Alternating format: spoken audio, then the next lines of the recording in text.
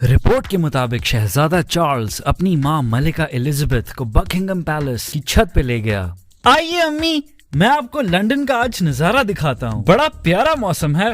बहुत अरसा हो गया आपने छत की ऊंचाई से इतना प्यारा मंजर नहीं देखा। ओए, तुझे पता है मैं 96 की हूँ। मैं सीढ़ियाँ चढ़ना तो दूर वॉशरूम नहीं जा सकती। ये तू क्या मुझे सुबह सुबह बेड से निकाल के दिखाने के लिए लेके जा रहा है? तेरा ये सुबह का नजारा मैं अपनी खिड़की से नहीं देख सकती क्या? ओ अम्मी छोड़े, इतनी चिड़चिड़ी कब से हो गई आप? ऐसा मंजर आपने पहले कभी नहीं देखा होगा। आसमान से तेरा बाप फिलिप नजर आ रहा है क्या तुझे? वो लायन किंग की मुफासा की तरह बादलों में आया हुआ है, तुझसे बातें कर रहा है।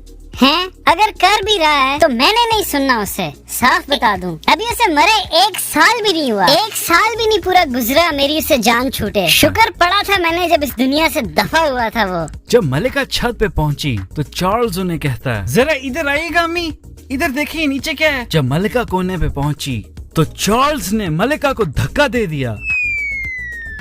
दफा हो तू किसी चुड़ैल की औलाद, मरती क्यों नहीं है? मैं कब से वेट कर रहा हूँ तेरे मरने का, बूढ़ा हो गया हूँ। कब आएगा मेरा टाइम बादशाह बनने का? ये क्या मजाक है? जब से पैदा हुआ हूँ अब तक मेरे नाम के साथ सिर्फ शहजादे का टाइटल लगा हुआ है। अभी चार्ल्स का जुमला मुकम्मल नहीं हुआ था कि उसकी बीवी कैमिला ने उसे पीछे से धक्का दे दिया और वो भी पैलेस की छत से नीचे गिर गया अपनी मौत की तरफ। तू क्यों बादशाह बने और सारा इख्तियार तेरे पास हो?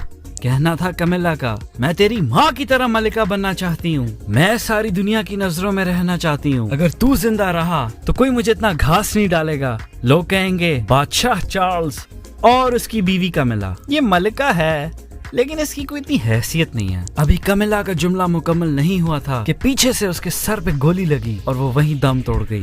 कमिला के पीछे खड़े थे शहजादा विलियम और उसकी बीवी केट मिडल्टन। इन दोनों का कहना था, तुम क्यों शाही खानदान की दौलत के मजे उड़ाओ, ये सब कुछ हमारा है, हम किसी से ये सब कुछ शेयर नहीं करेंगे, ना रुतबा, ना शोहरत, ना दौलत। अभी केट और विलियम ने अपनी बात मुकम्मल नहीं की थी कि पीछे से दरवाजा बंद हो गया और कुंडी लग गई।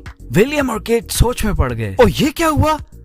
ये किसने कुंडी लगा दी और ये स्मेल किस चीज की है? पता चला प्रिंस हैरी और उसकी बीवी मेगन मट्टी का तेल फेंक रहे हैं पैलेस के कोने कोने में। जब प्रिंस हैरी और मेगन फारिग हुए, प्रिंस हैरी हाथ में माचिस लिए मेगन के साथ महल से बाहर निकलने की कोशिश कर रहे थे। प्रिंस हैरी आगे बढ़ता जा रहा था लेकिन जब उसने पीछे मुड़ के देखा तो मेगन नहीं थी। वो परेशान हो गया और सोच में पड़ गया, ये मेगन कहाँ चली गई? वो मेगन को परेशानी में ढूंढने लग गया। ढूंढते ढूंढते वो एक कमरे में आया। एक खंजर खुबने की उसे आवाज आई। जब उसने पीछे मुड़ के देखा तो मेगन खड़ी थी। खंजर प्रिंस हैरी की कमर में खुबा हुआ था और वो जमीन पे गिर पड़ा।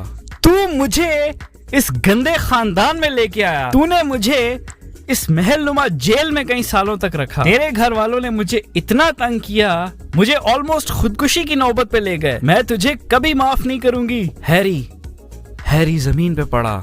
उसके जिस्म से जान निकल रही थी और आंखों से आंसू निकल रहे थे। मेगन ने उसके हाथ से माचिस की डब्बी छीनी और दरवाजे की तरफ दौड़ पड़ी। मेगन जैसे ही महल से बाहर निकली तो ऊपर छत पे विलियम और केट के चिल्लाने की आवाजें उसे सुनाई दे रही थीं।